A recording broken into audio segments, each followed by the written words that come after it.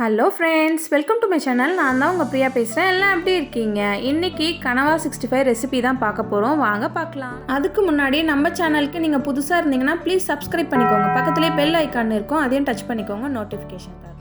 கனவா 65க்கு கனவாவை நல்லா வாஷ் பண்ணிக்கணும். கொஞ்சம் கூட தண்ணி இருக்கக்கூடாது. மஞ்சத்தூள் போட்டு நல்லா வாஷ் பண்ணிக்கணும். தனி மிளகாய் தூள் 1 ஸ்பூன் ஆட் பண்ணிக்கணும். கார்ன்ஃப்ளவர் மாவு 1 ஸ்பூன் ஆட் பண்ணிக்கணும். மைதா 1 ஸ்பூன், அரிசி மாவு 1 ஸ்பூன், தேவையான அளவுக்கு உப்பு சேர்த்துட்டு இஞ்சி பூண்டு விழுது 1 ஸ்பூன் ஆட் பண்ணிக்கணும்.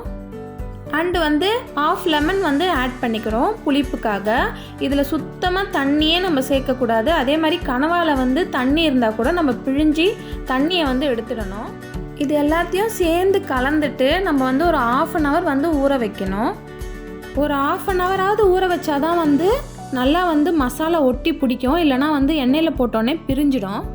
இந்த கனவா மிக்சரை எண்ணெயில் போட்டு பொரித்து எடுத்துட வேண்டியதான். இந்த எண்ணெயில் பார்த்தீங்கன்னா கொஞ்சம் கருவேப்பிலையும் போட்டோன்னா நல்லா ஃப்ளேவராக இருக்கும். இந்த கனவா பொரிக்கிறப்ப பார்த்தீங்கன்னா நல்லா வெடிக்கும். கொஞ்சம் கேர்ஃபுல்லாக இருந்து நம்ம பொரித்து எடுத்துக்கணும்.